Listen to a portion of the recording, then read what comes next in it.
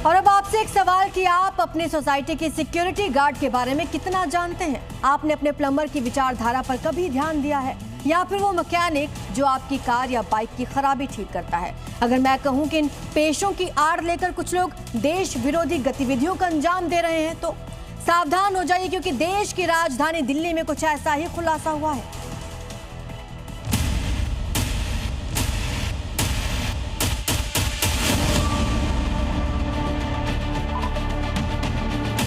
गजवाए हिंद हिंदुस्तान की धरती पर नहीं होगा।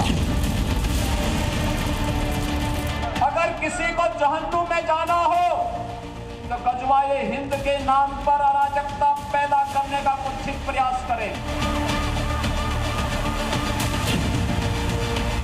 गजवाए हिंद की कोई साजिश देश में नहीं पनप पाएगी, ये योगी साफ शब्दों में बता भी चुके हैं। और अभी हाल के दिनों में यूपी एटीएस ने पाकिस्तानी हैंडलर्स के इशारे पर काम करने वाले 4 आतंकियों को गिरफ्तार करके साबित भी कर दिया है। लेकिन ये साजिश केवल यूपी तक ही सीमित नहीं थी। दिल्ली पुलिस के स्पेशल सेल ने बड़ी कार्रवाई करते हुए देश के अलग अलग राज्यों से ऐसे ही 4 युवकों को गिरफ्तार किया है। 1, 2, 3, 4। आपकी स्क्रीन पर दिख रहे ये वही 4 युवक हैं जिन पर आतंकी गतिविधियों में शामिल होने का आरोप लगा है। चारों आरोपी साधारण परिवारों से आते हैं और ज्यादातर 10वीं तक पढ़े हुए हैं। इनमें कोई प्लम्बर का काम करता था, कोई मैकेनिक था और कोई सिक्योरिटी गार्ड। यानी जाने अनजाने आपके बीच इनकी मौजूदगी थी, लेकिन इनके चेहरे पर ढका नकाब इनके असल मंसूबों को छिपाए हुए था। इनके काम करने का तरीका, पूरा प्लान आपको बताएं, उससे पहले इनके नाम जान लीजिए। एक का नाम है मुसैब अहमद उर्फ सोनू उर्फ कलाम। इसे पुलिस ने महाराष्ट्र के ठाणे से गिरफ्तार किया है। दूसरा है मोहम्मद हम्माद, इसकी गिरफ्तारी मुंबई से हुई है। तीसरा है शेख इमरान, ये ओडिशा की राजधानी भुवनेश्वर से दबोचा गया है। और चौथा है मोहम्मद सुहेल, जो बिहार के कटिहार में अपने आतंकी इरादों को देश में फैलाने का प्लान लिए बैठा था। इन लड़कों को गिरफ्तारी देश के अलग अलग राज्य महाराष्ट्र, बिहार और उड़ीसा से की गई है। लेकिन सबसे बड़ी बात है कि ये सभी लड़के गरीब परिवार से ताल्लुक रखते हैं। कोई सिक्योरिटी गार्ड का काम करता है तो कोई प्लम्बर का।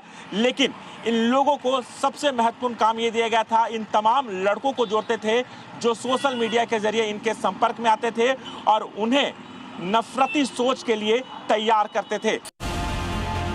ये आरोपी कट्टरपंथी सोच से प्रभावित थे और नफरत फैलाने के मकसद से काम कर रहे थे। ये लोग गजवाए हिंद जैसे खतरनाक विचारों को बढ़ावा दे रहे थे और इसके लिए दूसरों को भी उकसा रहे थे।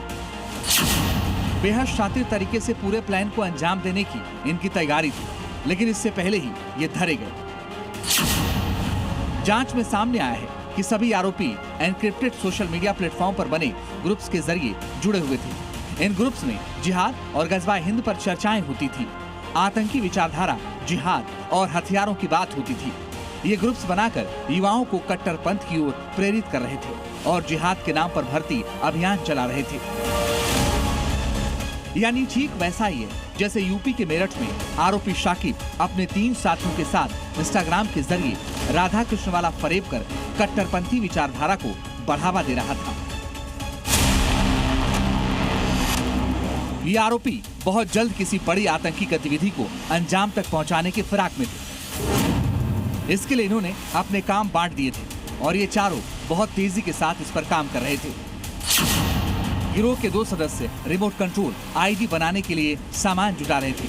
जांच में पता चला है कि बॉल बेयरिंग, कील, खिलौना, कार भी जुटाए जा चुके थे। जबकि तीसरा सदस्य शेख इमरान दिसंबर 2025 में दिल्ली आया था और लाल किला समेत कई संवेदनशील स्थानों की रेकी की थी। और चौथा सदस्य सोशल मीडिया के जरिए हथियार और विस्फोटक जुटाने के लिए उकसा रहा था। दिल्ली पुलिस की माने तो पकड़े गए आरोपियों को अलग अलग टास्क दिए गए थे।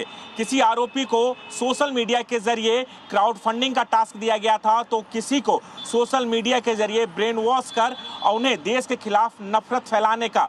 जबकि कुछ और आरोपी हैं जिन्हें हथियार चलाने और बम बनाने की टेक्निक भी सिखाया गया था। तैयारी इनकी पूरी थी, लेकिन गजवाए हिंद के इनके प्लान पर दिल्ली पुलिस ने पानी फेर दिया।